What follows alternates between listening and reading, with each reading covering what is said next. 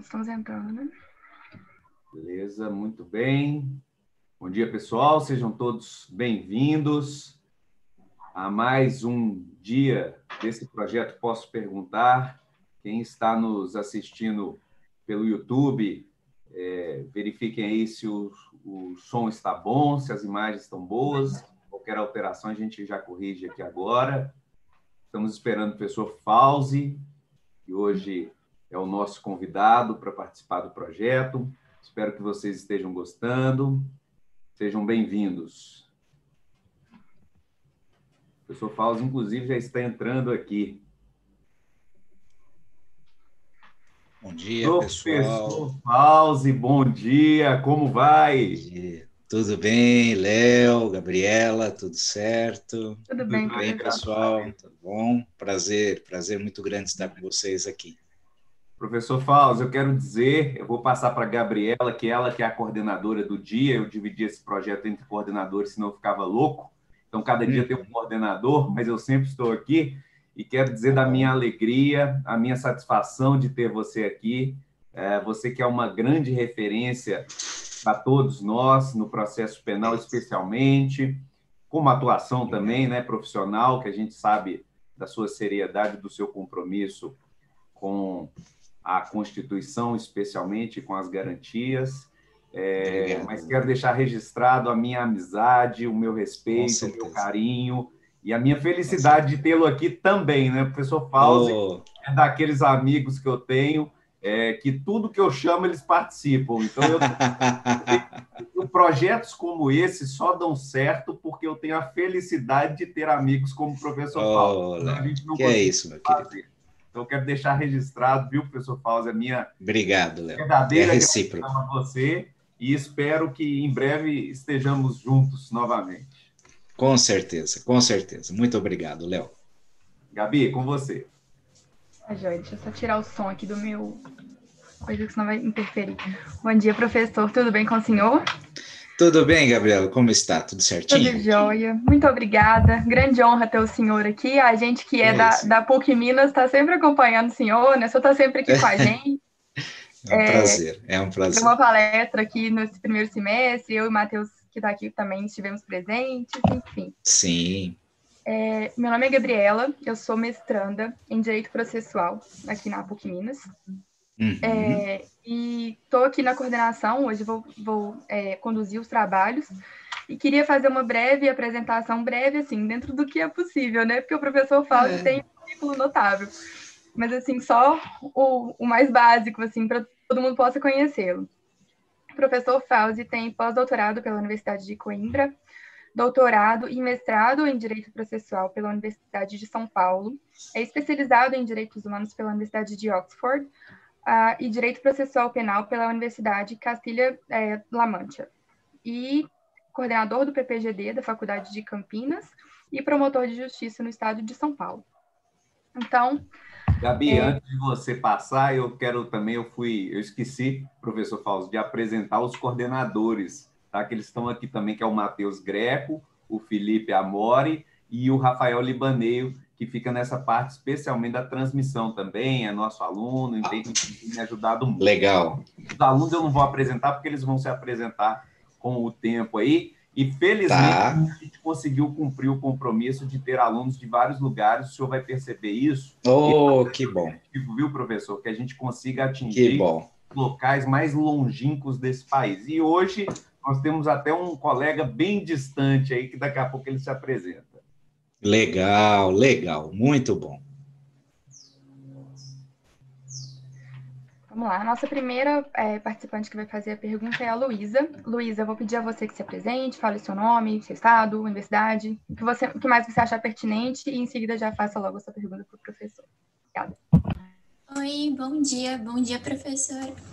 Eu sou Luísa Kampf, Eu sou estudante do 4º semestre da PUC Rio Grande do Sul e, bom, acho que é isso, basicamente. A minha pergunta é: faz sentido pensar em pena de restrição de liberdade como ela é aplicada dentro do sistema penal brasileiro, ou ela tem suas funções reduzidas pela condição em que o sistema prisional se encontra? Na realidade de Porto Alegre, onde o presídio central tem aproximadamente 40% dos presos provisórios e de onde já houve denúncias à Corte Interamericana de Direitos Humanos, quais seriam as possíveis alternativas ao sistema prisional? Muito bem.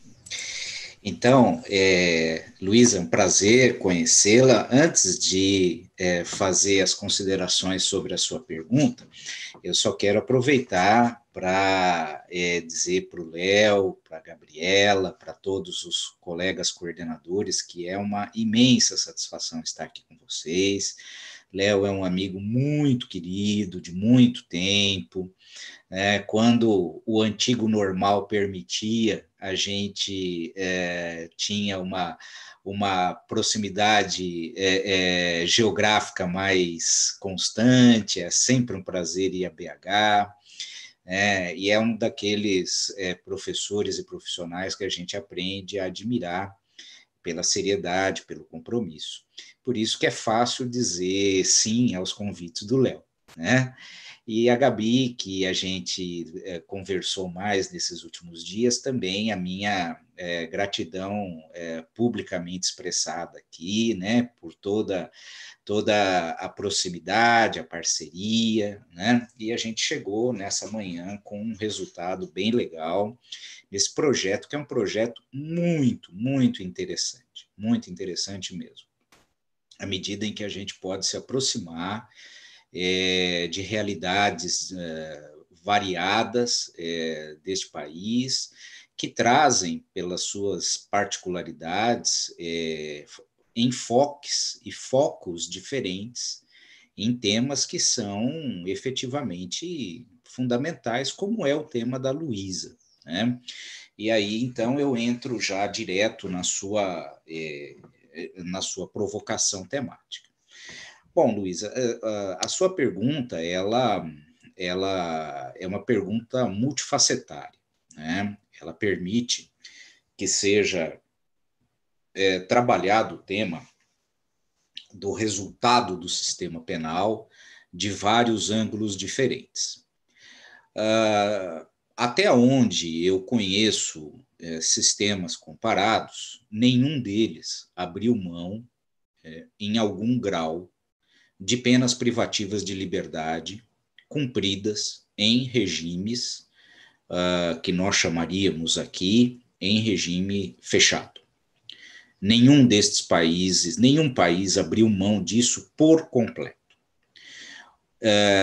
O que evidentemente existe é uma maior percepção, uma maior sensibilidade para entender que este é um modelo de pena que, em precisando existir, ele deve ser absolutamente residual.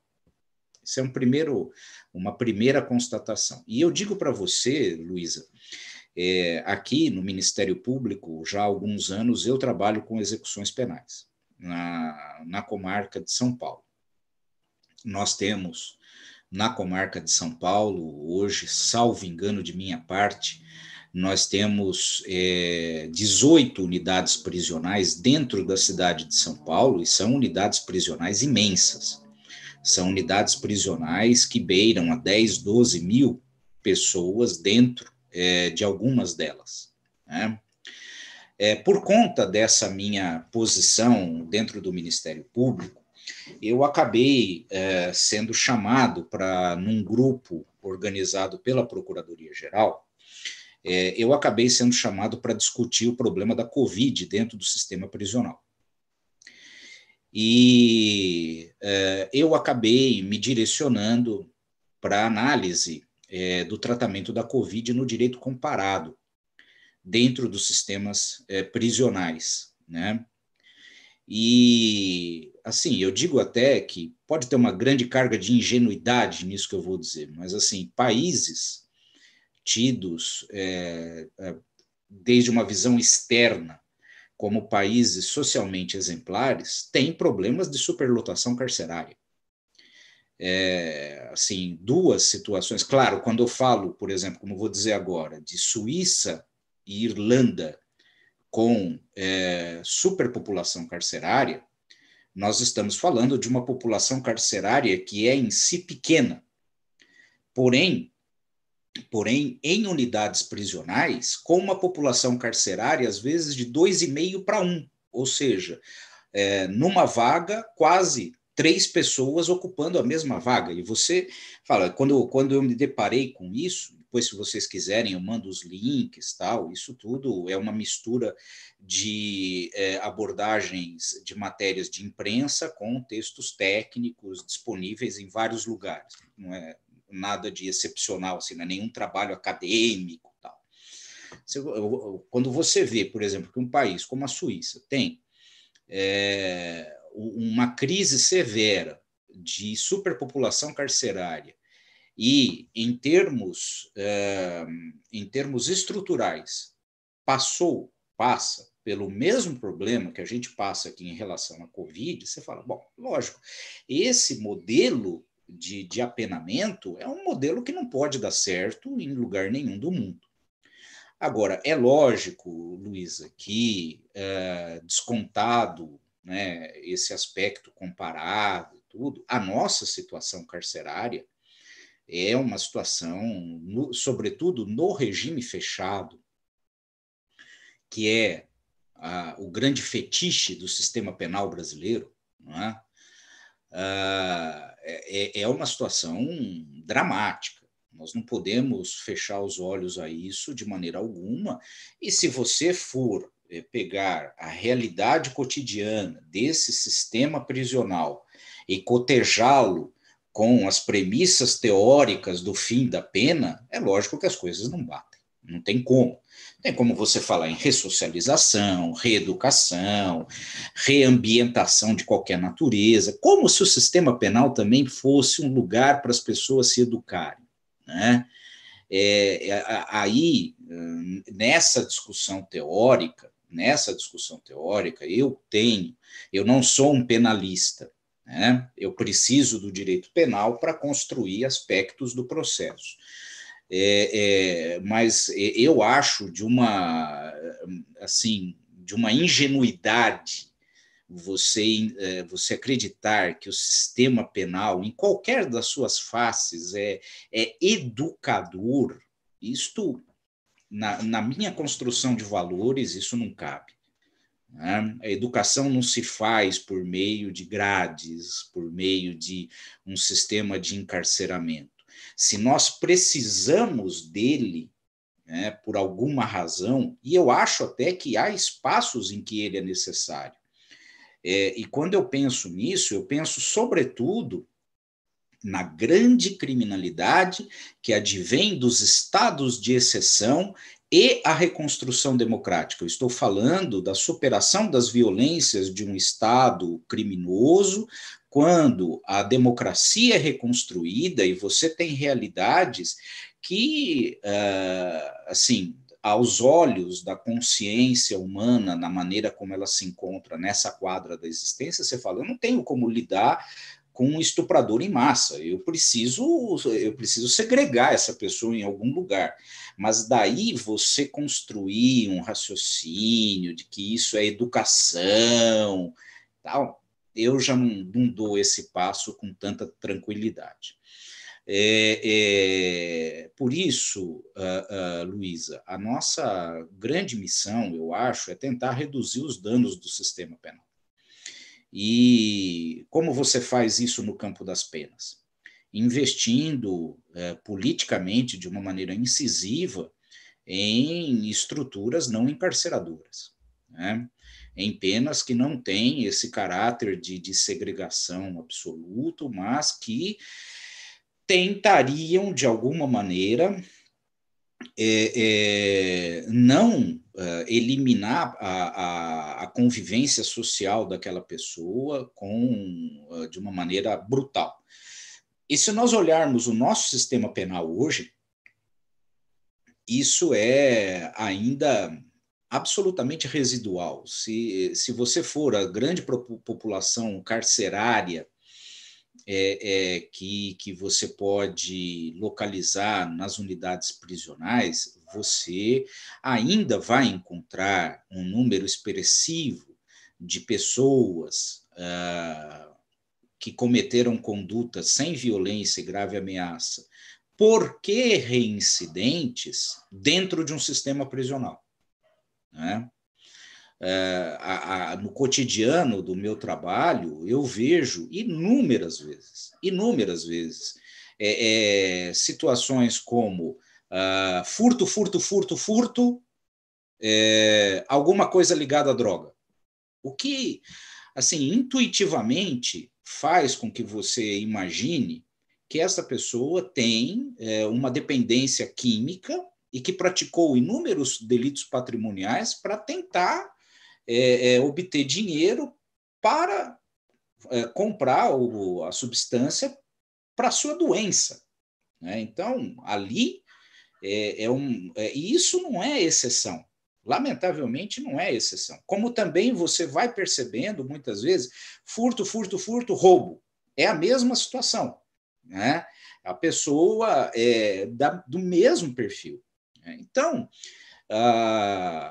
objetivamente a sua pergunta, o sistema fechado é um sistema falido, olhando o país como um todo, né? Você pode encontrar exceções pontuais, mas é um sistema falido dentro de uma percepção de direito penal, cuja pena ainda é, de uma maneira de vitrine, vista como a pena do regime fechado, uma coisa fetichista, né? E nós só superaremos isso com uma visão política e teórica que nos imponha verdadeiramente penas não encarceradoras como penas prioritárias para uma série de situações que não justificariam uma pessoa dentro de um regime fechado.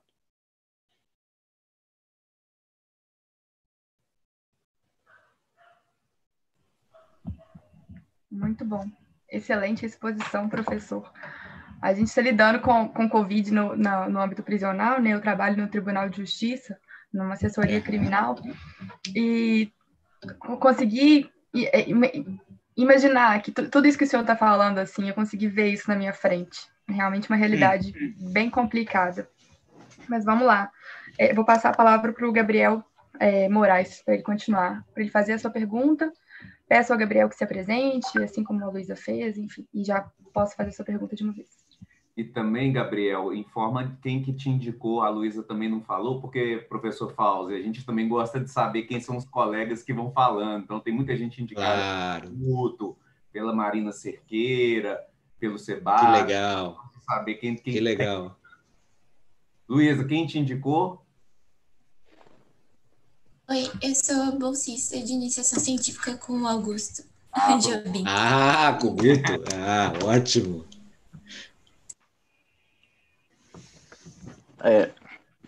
Bom dia, me chamo Gabriel Moraes, eu estou indo para o 6º período de Direito, na modalidade integral, pela Escola Superior Daniel de Câmara. Eu sou membro do Laboratório de Ciências Criminais no IBC-CRIM, tanto que foi por lá que eu fui indicado para participar desse projeto. Eu sou membro do Grupo de Iniciação Científica Instrumentos para Efetivação dos Direitos Humanos na Dom Helder, e com base no convite para a formulação de uma pergunta, eu selecionei um recorte temático que seria a Recomendação 62 de 2020 do Conselho Nacional de Justiça, que dispôs a adoção de medidas para a prevenção à propagação de infecções do Covid-19 no sistema de justiça penal e socioeducativo. E aí a minha pergunta, o foco principal dentro dessa recomendação foi o artigo 4º, que determinou medidas de proteção contra o Covid na fase de conhecimento criminal, sendo 2 das medidas a reavaliação das prisões provisórias e a máxima excepcionalidade no decreto de novas prisões preventivas. O doutor acredita na possibilidade dessas medidas cooperarem com o aumento da seletividade penal em um sistema carcerário que já é seletivo, consolidando ainda mais a estigmação de corpos negros, ou o doutor acredita que essas medidas podem colaborar com o combate a essa seletividade na medida que elas evitam prisões que seriam consideradas desnecessárias? Gabriel, um grande prazer conhecê-lo, muito obrigado pela pergunta, bastante instigante, porque ela, na verdade, tem duas faces muito significativas e, num certo sentido, até mesmo duas faces distintas. Primeiro, vamos olhar a questão técnica da adoção de instrumentos obrigatórios de reavaliação da necessidade cautelar. A expressão necessidade cautelar é uma expressão da qual eu me valho nos meus textos para indicar um processo cognitivo desenvolvido perante o juiz natural para que sejam ou não impostas medidas cautelares, e dentre elas, prioritariamente, as não encarceradoras e residualmente a encarceradora.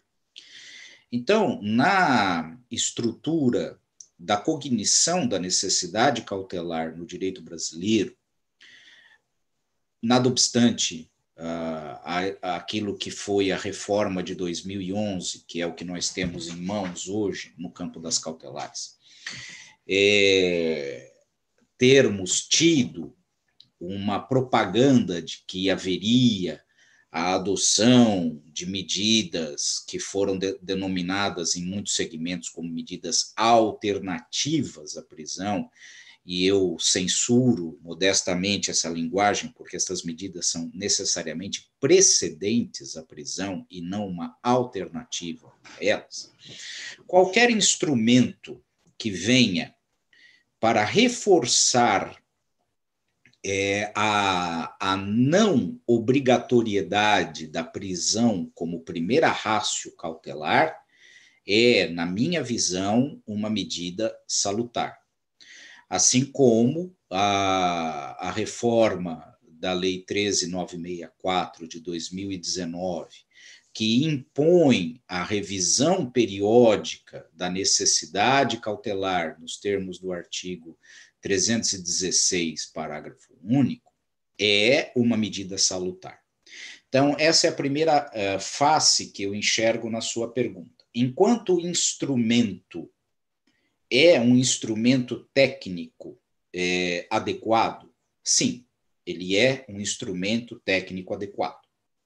A segunda face da sua pergunta, isso evita a seletividade das cautelares do sistema penal em relação a um determinado grupo de pessoas? Não evita. Não evita. Tá? Porque esta seletividade direcionada, você usou a expressão, salvo engano, corpos negros, esta seletividade voltada para o encarceramento, ainda que cautelar, de, entre aspas, corpos negros, isto não se resolve com esses instrumentos técnicos. Aí nós estamos numa outra dimensão de análise, que é uma dimensão para a qual o processo penal, enquanto técnica, terá respostas muito frágeis, e potencialmente nenhuma delas, enquanto técnica, servirá para impedir análises pré-conceituosas, pré-concebidas do órgão julgador em relação a uma determinada parcela da população que se vê na condição de pessoas a serem submetidas a uma determinada medida cautelar. Então, são as duas maneiras pelas quais eu enxergo o tema que você propôs. As medidas, enquanto técnicas, são importantes, mas elas não barram as questões preconceituosas de várias maneiras que se projetam no campo das cautelares. Tá?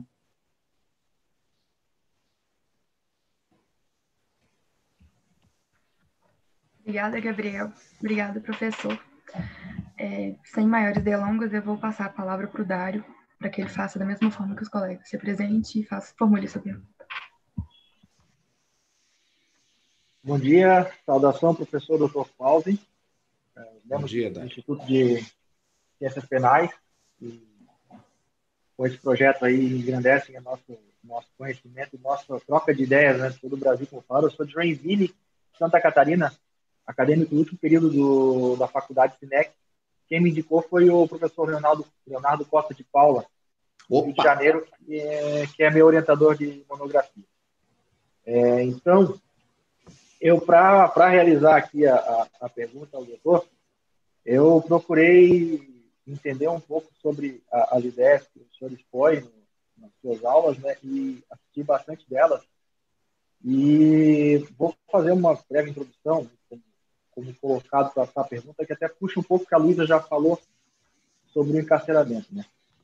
A questão da prisão. No CPP de 1941, a gente tinha a prisão como regra geral e a liberdade como exceção.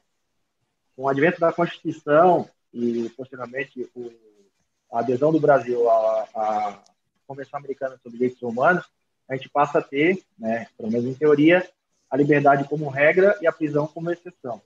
Isso não só, penso eu, não só questão da prisão cautelar, mas as prisões em geral.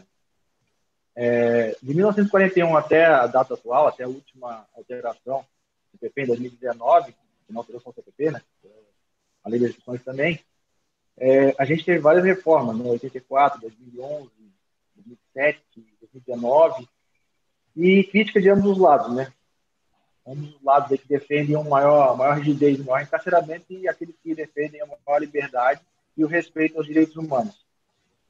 Temos, conjunto a isso que a Luísa já falou, um grande número de presos sem condenação definitiva e conceitos muito abertos para justificar a concepção de liberdade.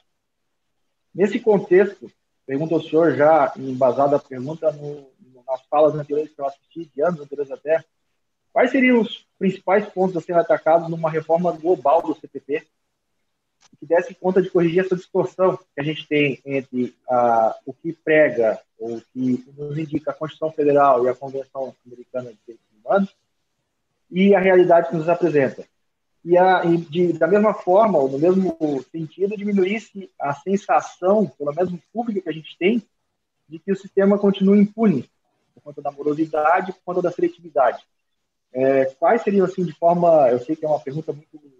demoraria bastante tempo para poder explicar ponto a ponto, mas de forma bem... se conseguir, né, mais sucinta.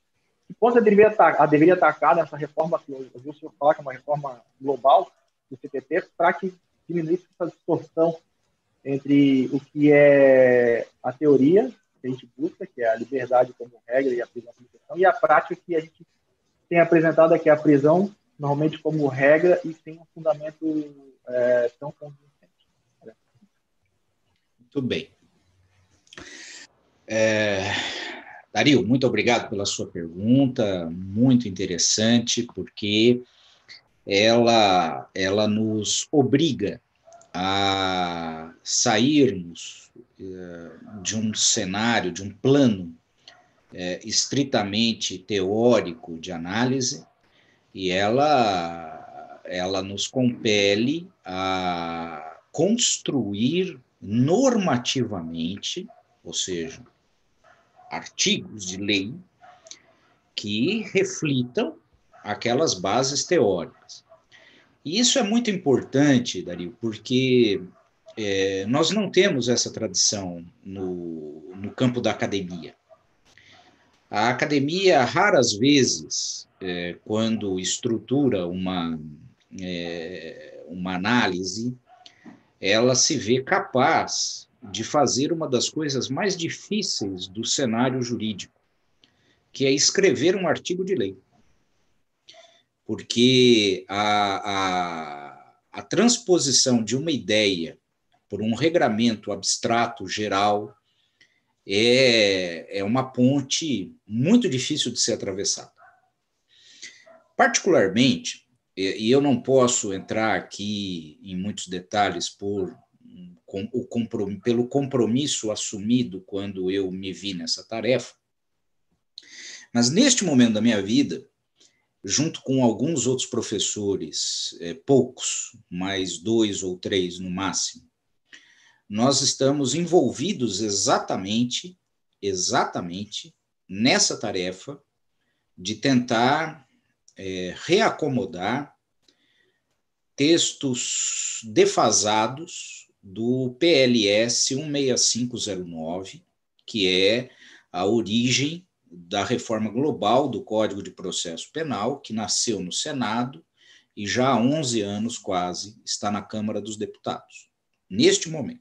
Aliás, é a tela que está aberta ao lado aqui do Zoom no meu computador.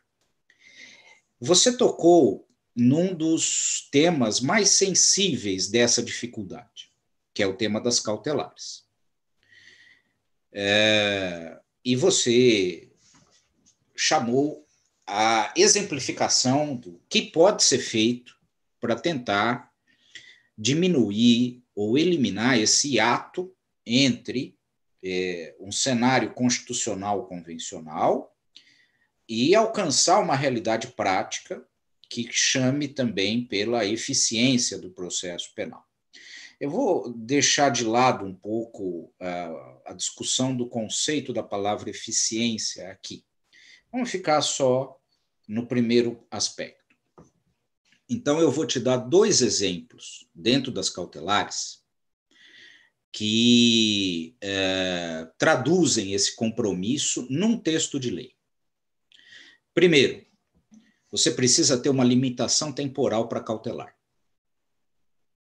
Essa limitação temporal para cautelar, ela não é a duração razoável do processo, que é outra história, que é outro regramento, mas essa duração limite da cautelar, ela tem de ser feita de uma maneira que a duração de uma medida cautelar, aí veja, não é da prisão, é de uma medida cautelar, porque todas incidem na liberdade, todas.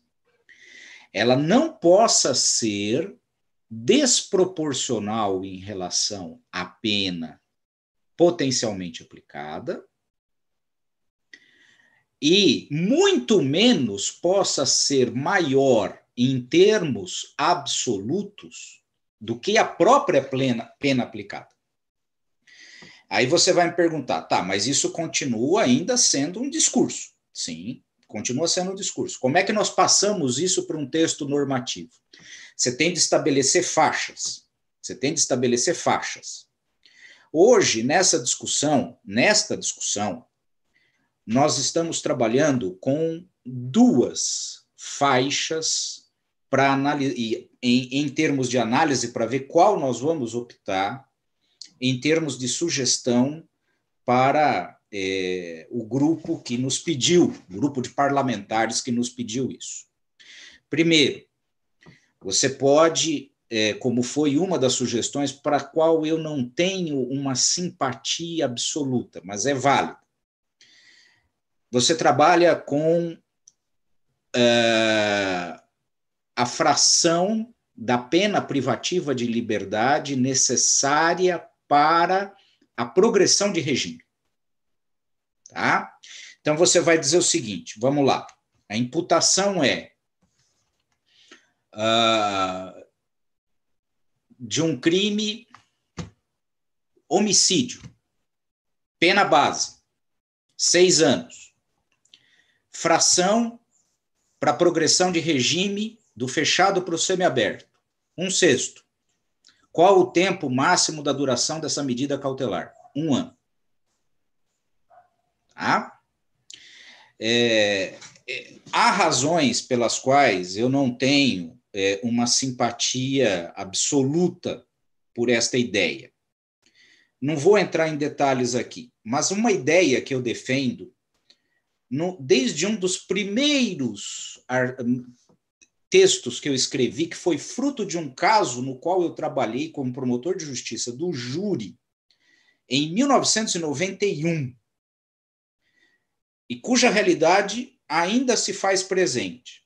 A minha tendência é dizer o seguinte: qual é o tempo máximo dessa prisão cautelar, seria o mínimo da pena em caso de desclassificação do delito para a conduta mais benéfica para o réu. Porque naquele caso concreto, o sujeito tinha sido acusado por um crime de tentativa de homicídio na sua forma básica, tentada, era uma situação absurda, o cara tinha dado um soco na boca de outro, mas ele era reincidente e foi denunciado por tentativa de homicídio e respondeu por tentativa de homicídio 1 ano e 8 meses preso. Para, no plenário, eu pedir a desclassificação do crime para lesão leve, que de cabeça aí, eu acho que eram 3 meses, isso antes da Lei 9.099, não tinha nada de, né, da Lei 9.099. O cara ficou 1 ano e 8 meses preso para uma pena real de 3 meses de detenção, qualquer coisa do gênero. 6 meses que fosse, desculpe, o número, o quanto da pena nesse momento me falha. Mas desde aquele momento, eu tenho para mim que você não pode condicionar uma prisão cautelar ao patamar ao patamar que seria o mais benéfico para o réu no caso de uma desclassificação de crime. Então, isso é técnica legislativa. Tá? Ao lado de um instrumento que, como eu acho que comentei em alguns minutos atrás, foi introduzido pelo pacote anticrime, que é a revisão periódica das cautelares. Ali não está tudo resolvido, aquilo é um ponto de partida legal, mas eu acho que foi até, talvez na nossa live, Léo, no Instagram, que eu cheguei a comentar a questão de que havia pontos em aberto ali, e, sobretudo, o segundo grau. Se vocês me permitirem, eu vou passar aqui um slide de um julgamento do STJ sobre o assunto. De agora. E vejam lá o que diz a ministra. Eu só preciso da autorização do host para eu poder compartilhar a tela, por favor. Libera para o professor Fauzi aí. Eu acho que ele tem que ser colocado como co-host para conseguir compartilhar. Se não, eu mando aqui, ó. Eu mando. Rápido, deixa eu... É rápido. Oi? Então tá bom. Coisa rápida. Mas eu acho que foi na live mesmo, viu? Só para te responder. Isso. Agora vamos lá aqui, ó. Quer ver? Olha que belezinha esse acórdão aqui. É esse HC. 589-544, relatora ministra Laurita Vaz. Do que fala esse HC? Esse HC fala da obrigatoriedade da revisão periódica em segundo grau de jurisdição da determinação da prisão. Olha o que ela diz aqui.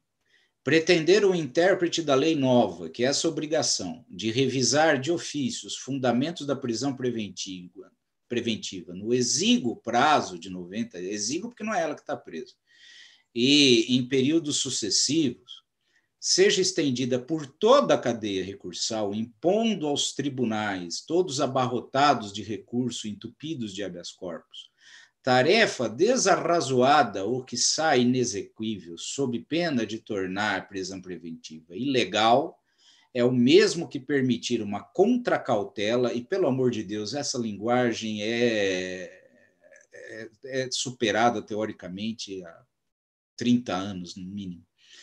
É o mesmo que permitir uma contracautela de modo indiscriminado, impedindo o Poder Judiciário de zelar pelos interesses da persecução criminal. O Poder Judiciário não é zelador de coisa nenhuma.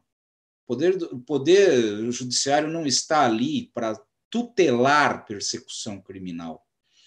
Em última análise da sociedade, afirmou a ministra, isso é, então, um absurdo. Veja lá, Dani.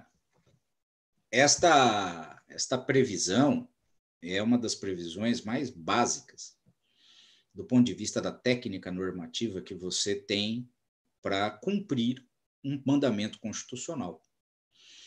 E aí entramos nas questões culturais, que eu dizia dentro de um outro perfil, mas eu dizia ao Gabriel, né? Essa é uma técnica legislativa muito correta, da revisão periódica, mas ela não supre um determinado arcabouço cultural que precisa estar entronizado, estar dentro do operador do direito. Porque senão ele fala, eu não cumpro e acabou, sabe? Dane-se o intérprete da lei, que é mais ou menos o que está sendo dito ali, né? O intérprete da lei que fale o que ele quiser. Eu não vou cumprir a lei, ponto final. É o que está sendo dito no acordo.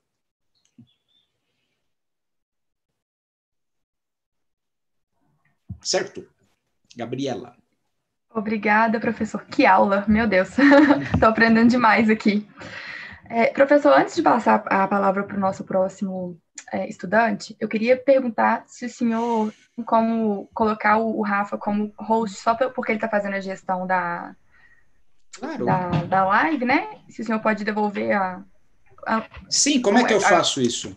É só clicar com o botão direito em cima da minha imagem aqui, e aí vai aparecer Make Host. E aí... Ok, Make Host. Ok, obrigado. Pronto. Aí, se o senhor for expor... Não. Eu só precisava mostrar aquele slide. Só isso, obrigado.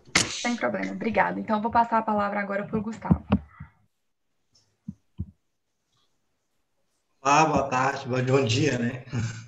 Meu nome é Gustavo Dornelas, eu sou estudante da Universidade Federal de Minas Gerais, no 9º período, e quem me indicou foi a Gabi, que está aqui também, ela que me mandou o convite e tal. E a dúvida que eu tenho é a respeito da suspensão da audiência de custódia nesse período de coronavírus, também relacionado com a recomendação 62 do CNJ, porque eu também trabalho no gabinete da Gabi, como desembargador, e a gente vê muitas decisões que o juiz ele simplesmente fala, olha, em virtude da recomendação do CNJ, deixe de realizar a audiência de custódia, e sem que tenha sido oportunizado qualquer fala à defesa. O juiz ele simplesmente decreta, converte, né, na verdade, a prisão em flagrante em preventiva sem oportunizar a defesa de se manifestar. E como que fica isso em um sistema acusatório? Porque a gente estaria dando todo o poder para o juiz de definir, né, se ele vai decretar ou não a prisão preventiva sem nenhuma manifestação, e muitas vezes sem manifestação até do próprio Ministério Público. Às vezes é simplesmente o juiz falando. Eu queria a sua opinião sobre isso. Sim. Gustavo, muito obrigado aí pela sua colocação. Ela pode ser vista de muitos aspectos. E eu vou usar um que me parece ser muito instigante nesse momento. O cruzamento do processo penal com a tecnologia. Por quê? Se nós olharmos as razões de ser dessa audiência que nós chamamos aqui de custódia, em outros ordenamentos ela tem um nome menos vocacionado para a prisão, tá? Tem um nome que evita vincular exatamente a audiência à prisão de alguém, como é o nosso. Mas se você for olhar historicamente as origens dessa apresentação, você vai ver que isto tem uma clara vinculação de limitação ao abuso de poder do Estado e tem uma preocupação muito clara com coibir, em particular, a prática da tortura. Por isso, historicamente, é muito natural que você encontre na jurisprudência da Corte Interamericana, ou mesmo o equivalente no Tribunal Europeu de Direitos Humanos, você encontra uma resistência a que esta audiência fosse realizada por meio remoto, numa época, inclusive, em que as facilidades tecnológicas não eram assim tão naturais como você reunir um grupo de centenas de pessoas numa aula remota. E fazia realmente todo sentido. Agora, a partir do momento em que as condições sociais não permitem que esta audiência seja realizada de maneira presencial, na medida em que os recursos tecnológicos disponíveis podem tornar não imune a fraudes, porque isso nunca vai existir. E você tem que escolher entre fazer uma audiência de uma maneira remota e oportunizar a pessoa submetida à persecução uma interlocução com o seu defensor, a sua defesa, e estar presente, ainda que remotamente, estar presente perante o juiz natural. Você tem esse lado, e em contrapartida a esse lado, você tem uma folha de papel decidida unilateralmente por um magistrado, sem qualquer participação defensiva, sem qualquer oportunidade de fala da pessoa submetida à persecução. Com esse magistrado assumindo o protagonismo da determinação da prisão cautelar, entre esses dois cenários, com a devida vênia a quem pensa de maneira diferente, eu opto pela tecnologia. Então, nesse ponto, nesta situação excepcional, enquanto ela perdurar, entre esses dois extremos, eu prefiro o extremo da tecnologia para evitar distorções absurdas que são demonstradas na fala que você colocou. A questão é, superada a emergência sanitária e com a possibilidade de uma convivência, ainda que em padrões diferentes, haverá o risco, ou haveria o risco da perpetuação do uso da tecnologia em detrimento do contato, da audiência presencial? Esse risco vai haver. Isso também não se pode ter a ingenuidade de achar que o uso da tecnologia é um uso efêmero pelo Poder Judiciário. Em que grau ele vai se manter pós-pandemia, isso é uma outra questão.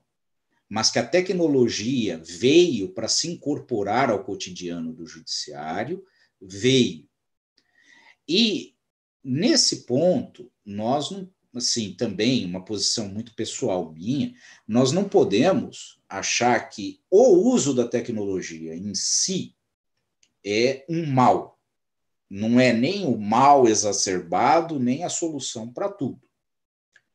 Mas, por exemplo, no caso da audiência de custódia, depois de superada a emergência epidemiológica, não vejo sentido para que ela não seja mais realizada da maneira como sempre foi, presencialmente. Mas, neste momento, eu acho que é um caminho menos prejudicial à estrutura acusatória do processo penal. Gabi. Muito obrigada, professor. E agora, para finalizar, vou chamar o nosso aluno Gabriel Salazar. Gabriel, se apresente e faça a sua pergunta, por favor. Bom dia, Gabi, bom dia, Léo, bom dia, professor Fauzi. É um prazer estar aqui nessa oportunidade e eu já agradeço o Instituto de Ciências Penais por essa oportunidade. Meu nome é Gabriel Salazar Cuxa, eu sou do estado de Mato Grosso, numa cidade chamada Cáceres, que é 220 quilômetros da capital.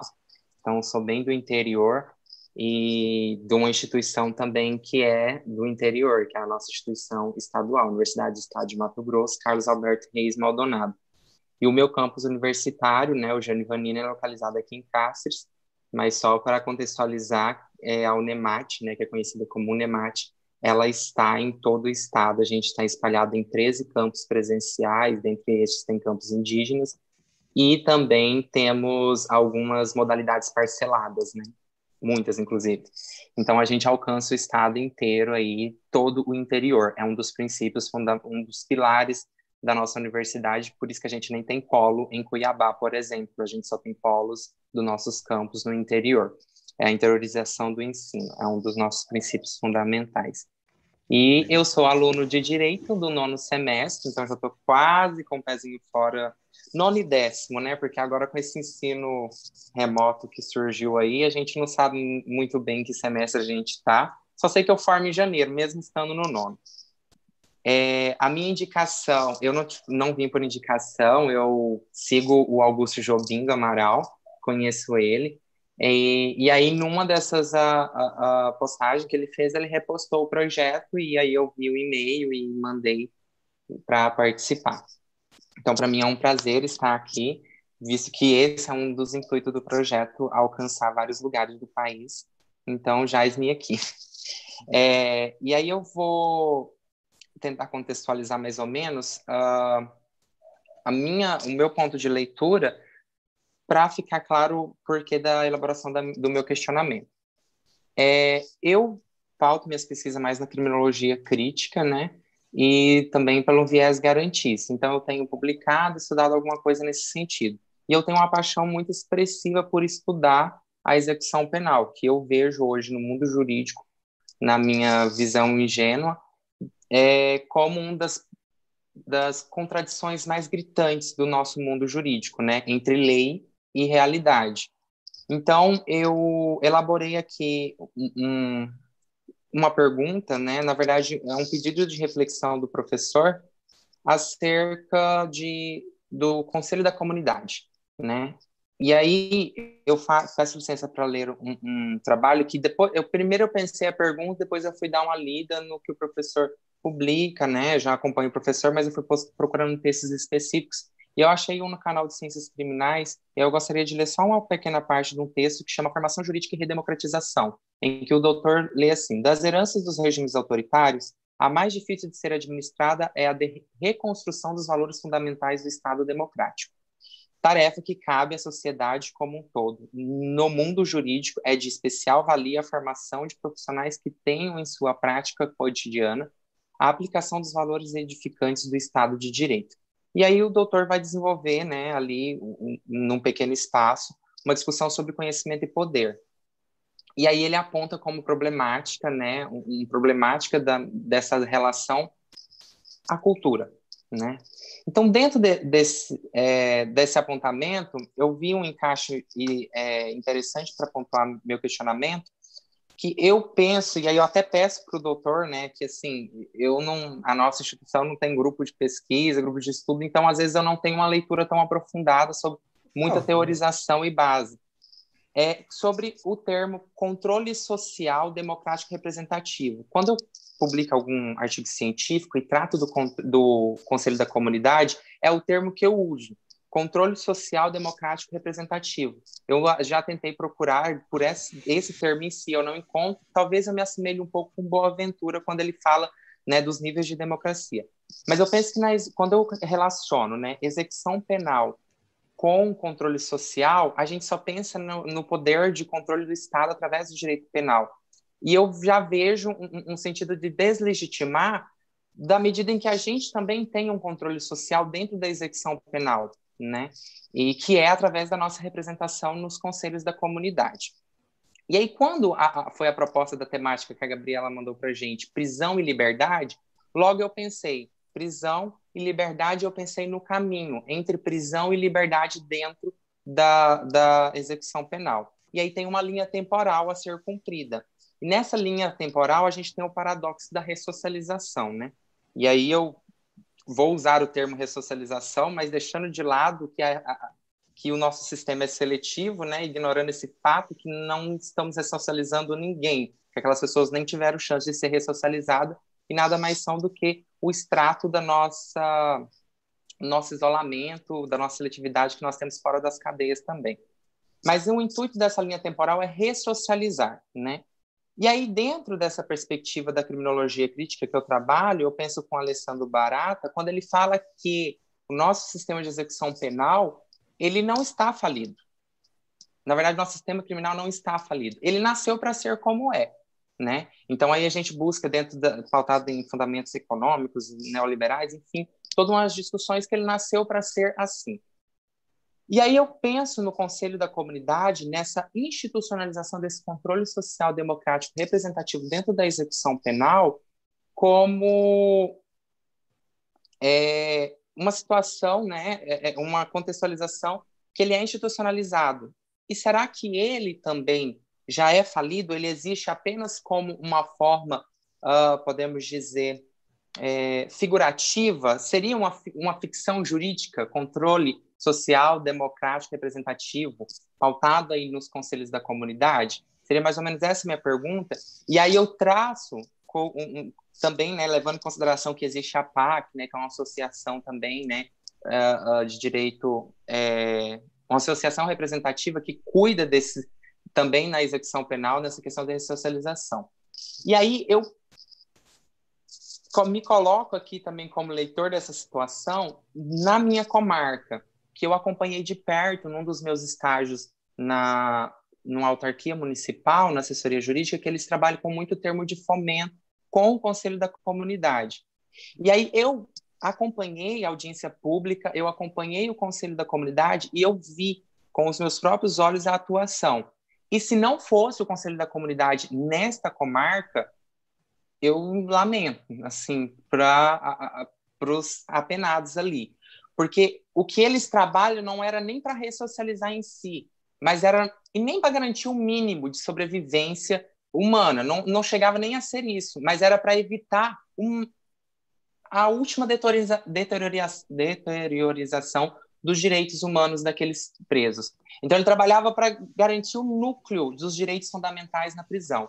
Então, reformas, material pedagógico da escola, vacinas, parceria para fazer exames, tudo era o Conselho da Comunidade. Era como se não existisse Estado. O Estado chegou, colocou uma prisão, colocou os funcionários, paga mensalmente aqueles funcionários e sumiu. O resto é o Conselho da Comunidade que faz, aqui nessa comarca. Então, eu vi ali um viés de esperança dentro de uma representação. E aí, quando eu peguei esse texto do doutor, porque ele fala da formação jurídica, né? E de quanto é importante a nossa concepção dentro dessa questão de conhecimento e poder. Então, nos empoderar desse tipo de conhecimento, que é a realidade, não só o conhecimento jurídico. E aí eu pergunto para o doutor, porque essa é a realidade que eu apresento da minha comarca. No estado de Mato Grosso tem 49 comarcas e muitos têm o conselho, mas não faz nada, não tem a atuação zero. Tem alguns que o conselho são mais efetivos. E eu não tenho, assim, claro, não tenho. É uma das minhas intenções no fazer mestrado e levar isso ao meu estudo, de verificar como que é toda essa realidade. E aí o doutor também, como é do estado de São Paulo, vai poder até falar de um lado, de um viés mais empírico, como que é? Isso é uma ficção jurídica? Falar em Conselho da Comunidade é uma ficção jurídica? Ele está falido, ele nasceu para ser como ele é só uma ficção jurídica dentro da execução penal, assim como o próprio sistema em si, para selecionar, para excluir, e hoje já podemos falar em mesmo para matar pessoas? Gabriel, é uma temática fascinante, né? Então, vamos lá, tentando dialogar com você, não exatamente responder. As dimensões da participação popular na administração da justiça penal são, no caso brasileiro, estritamente formais, mesmo naquilo que é o grande ícone desse assunto, que é o Tribunal do Júri.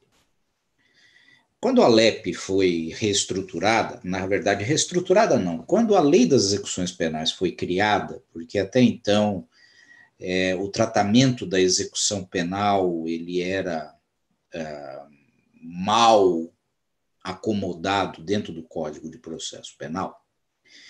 Aquele momento, 1984, foi influenciado por algumas discussões internacionais, sobretudo patrocinadas pela ONU, da segunda metade dos anos 70 do século passado em diante, quando, inclusive, vem toda uma discussão sobre formas de humanização de tratamento das execuções penais. O Brasil incorpora essas discussões no projeto de lei que se transformaria na LEP dentro de um momento de exceção ao Estado de Direito. Nós estamos já caminhando para o fim da ditadura militar, mas é ainda a ditadura militar. Certas discussões sobre participação popular que surgiram naquele momento eram discussões meramente formais. Nós, inclusive, tínhamos ali essa vitrine, essa fachada para tentar dar a ideia de que o Brasil estava, de alguma maneira, alinhado com valores democráticos e tudo mais. Mas quando se coloca na LEP patronato, controle da comunidade, participação social, tudo isso sempre foi visto pelo aparato formal de justiça das execuções penais de uma maneira como uma perfumaria jurídica. No entanto, a Constituição de 88 foi um ponto de viragem nesse assunto. E a Constituição de 88 trouxe para nós uma ideia muito mais robusta de participação social na administração da vida pública e na administração, em particular, da justiça penal. A observação que você faz a partir de Barata, ela é uma observação que não nos dá muita opção. Ou eu parto por um rompimento total com todas as estruturas sociais que existem aqui, e eu vou querer uma outra estrutura social que seja totalmente desvinculada desta, porque esta não tem legitimidade alguma. Ponto. Ela está totalmente vinculada a um determinado perfil econômico, que hoje, assim, a crítica é muito mais aberta, né, a um perfil econômico neoliberal, do que qualquer outra coisa. Então, não temos muito o que fazer aqui, e qualquer coisa que façamos será legitimador daquilo que aqui está. Se for isso, se for apenas isso, então toda essa nossa discussão ela está absolutamente fora de contexto, deslocada, não temos o que fazer sobre isso. Eu diria a você, já que você pediu também um enfoque um pouco pragmático da experiência e tal, será que não? Será que nós realmente não podemos ter a inserção de discussões, de instrumentos democratizantes para romper de dentro para fora a estrutura que aqui está? Eu trilho esse caminho. Se eu olhar a minha vida profissional, que começou em 1984 na área do direito, portanto, há 36 anos atrás, eu tenho um mundo jurídico muito mais vinculado à proteção de direitos fundamentais do que hoje, do que há 36 anos. Então, eu vejo nisso uma trajetória de civilização. Eu vejo, não é a velocidade que nós queremos, nós não conseguimos destruir o neoliberalismo. No entanto, e aqui está a própria realidade contemporânea com a emergência da epidemia, perdão. Eu vejo valores jurídicos que emanam da sociedade, como a solidariedade, de uma maneira que, quando eu fui criança, em 1973 e 1974, e tivemos no Brasil a epidemia da meningite C, que foi algo que na minha geração de pessoas, crianças de 8, 9, 10, 11 anos, matava, mas nós não tínhamos as discussões de transparência, porque estava no auge do regime militar. Nós não tínhamos o discurso da solidariedade, porque não sabia exatamente quantas pessoas estavam morrendo, mas esses dados começam a aparecer progressivamente ao longo da história. Então, Gabriel, eu digo tudo isso para dizer, apesar de todas as dificuldades, eu, talvez na minha ingenuidade, consiga enxergar um avanço civilizatório.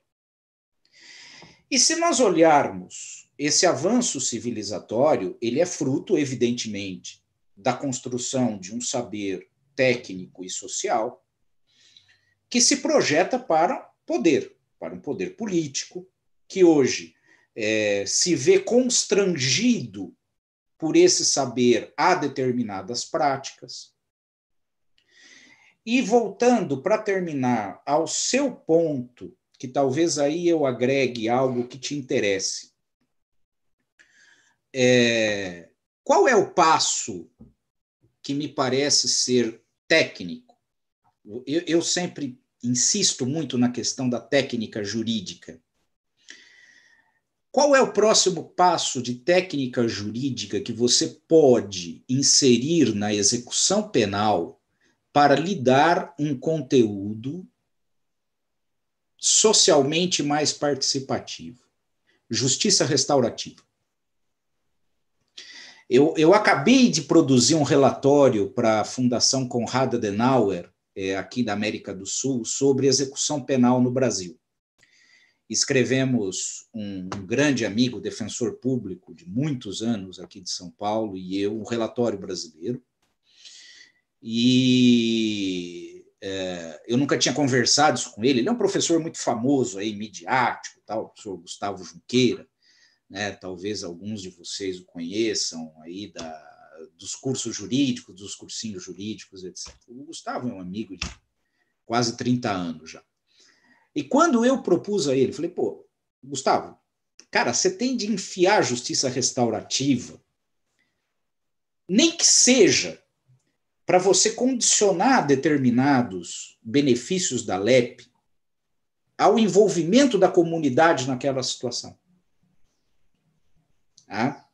Eu sou refratário ao indulto como política de desencarceramento.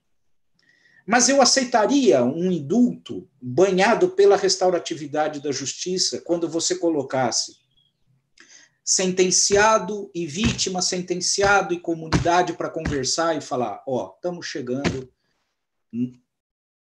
aqui num acordo. E agora, a partir daqui, a pena não tem mais sentido. É comunitarismo. Tá? Então, meu caro, é muito mais uma troca de ideias aqui, você tocou num assunto maravilhoso, imenso. Se você fizer mestrado lá na PUC, onde está a Luísa, o Guto vai adorar ter você como orientado, certamente. Se não o Guto, o Ricardo, todos eles ali estarão muito ansiosos para te receber. Então, com isso, Gabriela, eu passo a palavra de volta aí para vocês. Professor, agradeço muitíssimo a aula. Já imaginei que seria uma aula, não sabia que seria tanto. E então, a gente está de portas abertas, queria agradecer. A gente tem tido convidados incríveis, A gente está com um nível altíssimo. Muito obrigada por permitir que a gente mantenha o nosso programa nesse nível tão bom. Então, vou passar a palavra para o Léo para encerrar. E, antes disso, queria agradecer a todos os alunos que toparam participar com a gente, fizeram perguntas muito inteligentes, muito elaboradas, se dedicaram, e a ideia é essa mesmo. Muito obrigada e estão todos de parabéns. Léo. Bom, primeiro agradecer a Gabi, né, que organizou o dia de hoje, preparou tudo para que tudo transcorresse bem. Rafael, como sempre, mantendo a nossa transmissão 110%. Aos meninos que estão comigo diariamente também eu agradeço, especialmente aos alunos, porque o projeto tem funcionado, porque eles têm vindo, têm participado e têm feito perguntas sempre muito pertinentes e dentro das temáticas propostas. Então, eu quero agradecer a cada um de vocês 5 que vieram aqui, aqueles que nos assistem pelo YouTube e vocês também que estão aqui. Eu peço a ajuda constante na divulgação do projeto para que a gente consiga atingir realmente os alunos mais distantes desse país. Esse é o objetivo. Como eu disse antes, eu fiquei muito feliz de ter o Gabriel aqui do Mato Grosso, lá da cidade de Cáceres. Isso demonstrou que a gente consegue fazer esse projeto alcançar o seu objetivo.